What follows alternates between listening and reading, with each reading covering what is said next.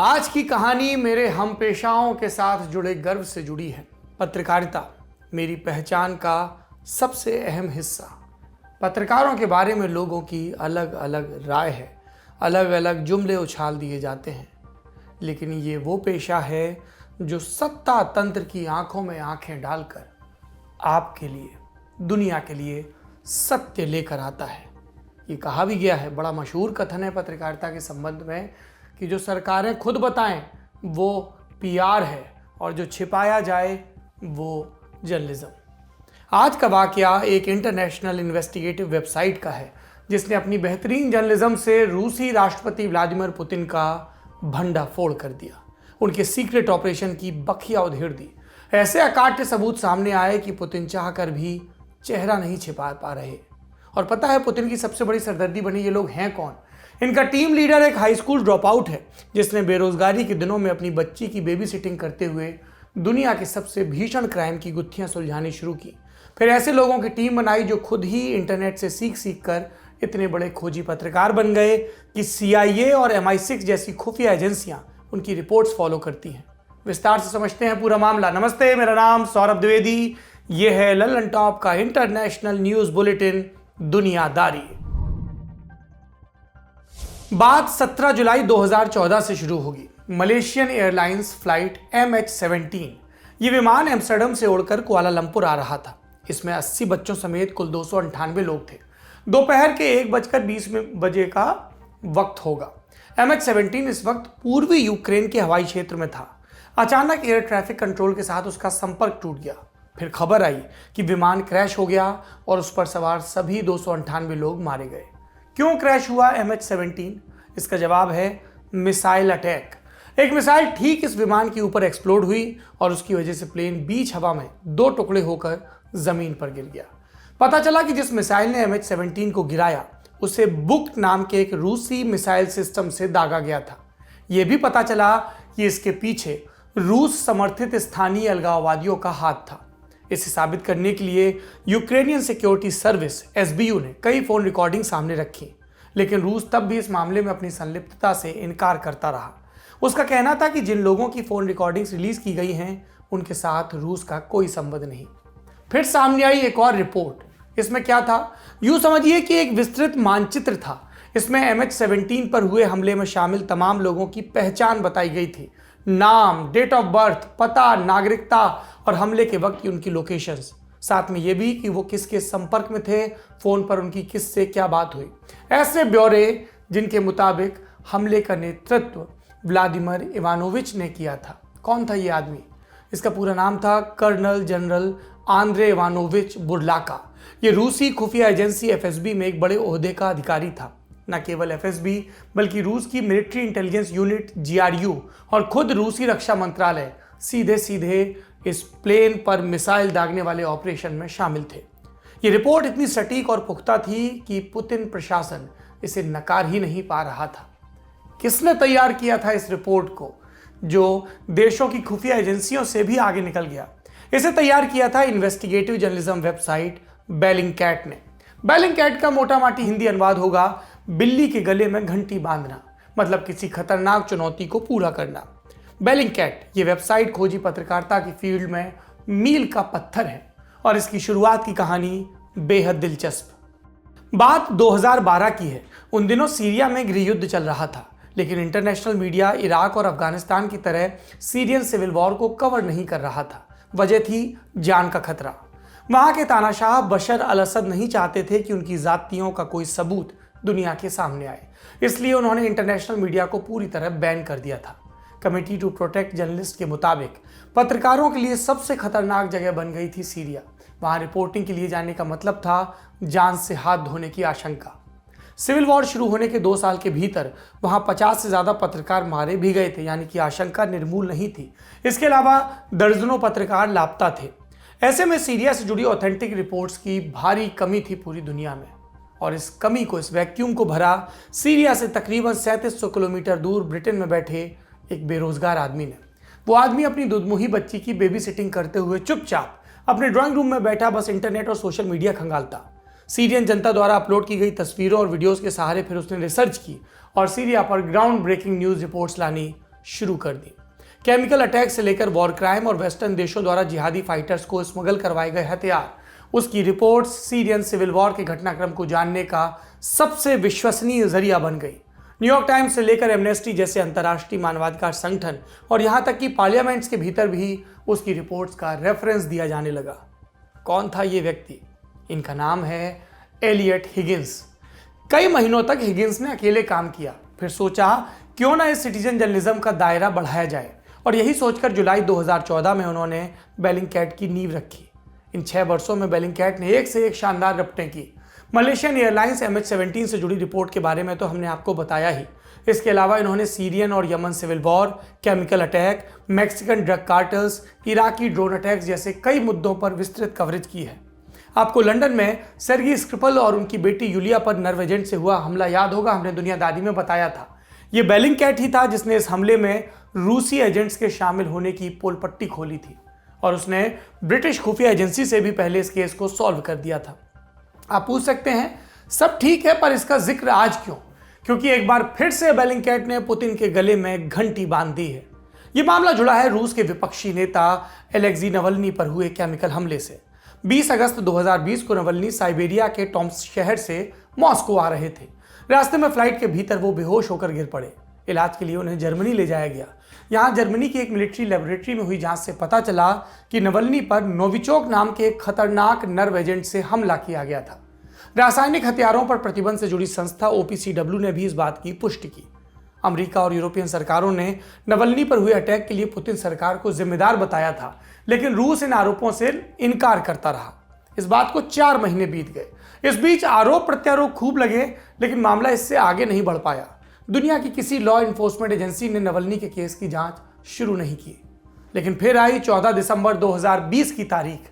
इस रोज बेलिंगकैट ने Navalny poisoning case से जुड़ी एक रिपोर्ट पब्लिश की। इसमें साबित कर दिया गया कि रूसी खुफिया एजेंसी FSB ने ही इस पॉइजनिंग को अंजाम दिया। फोन और ट्रैवल डेटा के आधार पर बेलिंगकैट ने यह तक बता दिया कि FSB के कौन से एजेंट इस हमले में शामिल थे। ये बार बार FSB का जिक्र आ रहा है। सोवियत की खुफिया एजेंसी KGB का ये नया संस्करण है, और इसकी एक शाखा है FSB क्रिमिनलिस्टिक्स इंस्टीट्यूट। ये सोवियत के दौर की विंग है। इसका एक और नाम है मिलिट्री यूनिट 34435। कागजी तौर पर इसका काम है रूस में हुई बड़ी आतंकी वारदातों की फॉरेंसिक जांच करना, लेकिन असलियत में यह यूनिट एक सीक्रेट प्रयोगशाला चलाती है। और इस लैब में बनता क्या है, ये जानने के लिए एक और किस्सा सुन लीजिए। आज किस्से पे किस्सा है। कोल्ड वॉर के दौर में बुल्गारिया के एक लेखक थे जियोर्जी मार्कोव। सोवियत के प्रभाव वाले बुल्गारिया को छोड़कर वो लंदन चले गए। यहां रहकर वो बुल्गारिया की जो कम्युनिस्ट सरकार थी उसकी आलोचना करने लगे। 1978 में एक रोज मार्कोव सड़क पर जा रहे थे। एक अजनबी बगल से गुजरा। उसने शरीर में मार्कोव के अपने छाते की नोक चुभो दी। फिर मार्कोव के खून में जहर फैल गया और उनकी मौत हो गई। जहर में डूबा वो छाता मिलिट्री यूनिट 34435 की उसी सीक्रेट लैब में तैयार किया गया था। और ये कहानी सामने आई 2018 में, जब ब्रिटिश अखबार गार्जियन ने KGB के एक पूर्व जनरल ओलेग कालगुन से बातचीत की। बेलिंगकैट वेबसाइट का दावा है कि नवल्नी पर हमला करने वाले लोग भी इसी यूनिट 34435 के एजेंट हैं। उसने फोन रिकॉर्ड्स और ट्रैवल डेटा के जरिए यह भी बताया कि नवल्नी पर हुए हमले का निर्देश सीधे क्रेमलिन से जारी हुआ था, यानी पुतिन सीधे इन्वॉल्व हैं। इस रिपोर्ट को दुनिया भर की मीडिया ने कैरी किया। रूस अब तक सबूतों की कमी का हवाला देकर नवल्नी केस की जांच से बचता आ रहा था, लेकिन बेलिंगकैट की रिपोर्ट के बाद उसकी स्थिति अजीबोगरीब हो गई। अब उसे खुद को बेगुनाह साबित करने और सफाई देने का जिम्मा है, और ये सीधे पुतिन सरकार पर शिफ्ट हो गया है। क्या रूस ने इस रिपोर्ट पर कोई प्रतिक्रिया दी? सबसे पहले बयान आया रूसी विदेश मंत्री सेर्गी लावरोव का। 16 दिसंबर को लावरोव ने कहा कि बेलिंगकैट की रिपोर्ट पढ़कर उन्हें हंसी आई। उन्होंने इस रिपोर्ट को वेस्ट की साजिश बताया। कहा कि अमेरिका और यूरोपियन सरकारों में नैतिकता नहीं बची। लावरोव द्वारा की गई आलोचना का आधार बेलिंगकैट द्वारा डेटा हासिल करने के तरीके में निहित है। बेलिंगकैट ने हमेशा की तरह इस केस में भी इंटरनेट पर मौजूद ओपन डेटा सोर्सेज का इस्तेमाल किया। साथ ही उसने पब्लिक डेटा चुराकर बेचने वाले रूसी ब्लैक मार्केटर्स को पैसा दिया और जानकारियां हासिल की। ये ब्लैक मार्केट से डेटा खरीदने का खुलासा खुद बेलिंगकैट ने किया। उनका तर्क है कि हाँ, हमने डेटा खरीदा, लेकिन इसके लिए हम नहीं, रूस में काबिज करप्शन जिम्मेदार है। वहां थोड़े से पैसे देकर आप बैंक, टेलीकॉम, एविएशन से लेकर सरकारी एजेंसियों से जुड़ी हर तरह की जानकारी खरीद सकते हैं। बेलिंगकैट के मुताबिक उन्होंने इस करप्शन को अपने सोर्स की तरह इस्तेमाल किया। बेलिंकेट की इसी मेथोलॉजी को बहाना बनाकर रूसी विदेश मंत्री ने इस रिपोर्ट को अनैतिक साबित करने की कोशिश की। विदेश मंत्री के बयान के बाद पुतिन का भी बयान आया। वो हर साल एक सालाना प्रेस कॉन्फ्रेंस करते हैं। 17 दिसंबर यानी कि बीते रोज पुतिन यही प्रेस कॉन्फ्रेंस कर रहे थे। इसमें उनसे बेलिंकेट वाली रिपोर्ट पर भी सवाल पूछा गया। उनका जवाब क्या था? अगर एफएसबी नवल्नी को मारना चाहता तो वो बच नहीं पाते। एग्जैक्ट बताते हैं शब्द। जर्मनी के अस्पताल में वो जो मरीज भर्ती है उसको CIA से मदद मिलती है। ऐसे में तो हमारी स्पेशल सर्विसेज को उस पर नजर रखनी ही चाहिए, लेकिन इसका मतलब ये नहीं कि उसे जहर दिया जाए। उसकी जरूरत वैसे भी है किसे? अगर हमारे एजेंट सच में उसको मारना चाहते तो उन्होंने ये कर लिया होता। आपको एक दिलचस्प बात बताऊं, पुतिन कभी नवल्नी का नाम नहीं लेते, अपने विरोधी का, राजनीतिक विरोधी का नाम नहीं लेते। सार्वजनिक तौर पर पुतिन ने आज तक नवल्नी को उनका नाम लेकर नहीं पुकारा। कभी जिक्र छिड़ा और नवल्नी के बारे में बोलना ही पड़ा तो पुतिन कभी उन्हें वो कहते, कभी दैट जेंटलमैन, कभी कुछ और। इस पर चुटकुले भी चलते हैं। लोग कहते हैं कि पुतिन के लिए नवल्नी ऐसे ही है जैसे हैरी पॉटर में लॉर्ड वोल्डेमॉर्ट था, वो जिसका कोई नाम नहीं लेता था। विषयांतर हो गया, मूल मुद्दे पर लौटते हैं। बेलिंकेट रिपोर्ट पर पुतिन की जो बात है उसकी तुलना इंफॉर्मेशन वॉरफेयर से की गई। कहा गया कि इसके पीछे विदेशी खुफिया एजेंसियों का हाथ है। प्रेस कॉन्फ्रेंस में पुतिन से यह भी पूछा गया कि रूसी सिक्योरिटी अफसरों के पर्सनल डेटा के लीक होने के बारे में वो क्या सोचते हैं, और इस पर पुतिन का जवाब था, यह होता रहता है, हर जगह होता है, खुफिया एजेंसियां ऐसे ही काम करती हैं, मुझे तो इसमें कोई खास बात नहीं दिखती।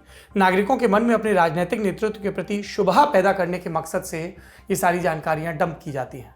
पुतिन का अंदाज ऐसा था मानो वो इस खबर को तवज्जो देने लायक नहीं मानते, लेकिन इसके साथ ही उन्होंने बेलिंकेट द्वारा दिए गए डेटा को एक बार भी नहीं नकारा, ना ही इस रिपोर्ट की फाइंडिंग्स को खारिज करने की कोशिश की, बल्कि उन्होंने एफएसबी द्वारा नवल्नी पर नजर रखने की पुष्टि भी की।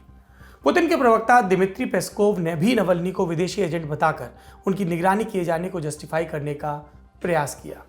पुतिन, क्रेमलिन दोनों सार्वजनिक तौर पर बेलिंकेट की रिपोर्ट को डाउनप्ले कर रहे हैं, जता रहे हैं कि इसमें कुछ भी खास नहीं, ध्यान दिए जाने की जरूरत नहीं। पर हकीकत यह है कि बेलिंकेट लगातार रूसी सीक्रेट ऑपरेशंस की पोल खोल रहा है। अमेरिका और जर्मनी जैसे देशों ने नवल्नी पॉइजनिंग को लेकर रूस पर इल्जाम तो लगाए, पर कंक्रीट एक्शन नहीं ले पाए। कोई भी अंतर्राष्ट्रीय संस्था प्रतिबंधित केमिकल हथियारों के इस्तेमाल से जुड़ी इस घटना पर कार्रवाई नहीं कर पाई। ऐसे में कम से कम बेलिंकेट जैसे संगठन हैं जो अपनी पत्रकारिता और फैक्ट्स के दम पर जिम्मेदारी तय कर रहे हैं, सबूतों के साथ रूस को कटघरे में खड़ा कर रहे हैं।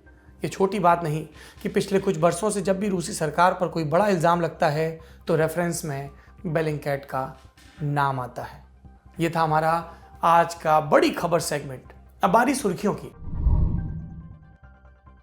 पहली सुर्खी नाइजीरिया से।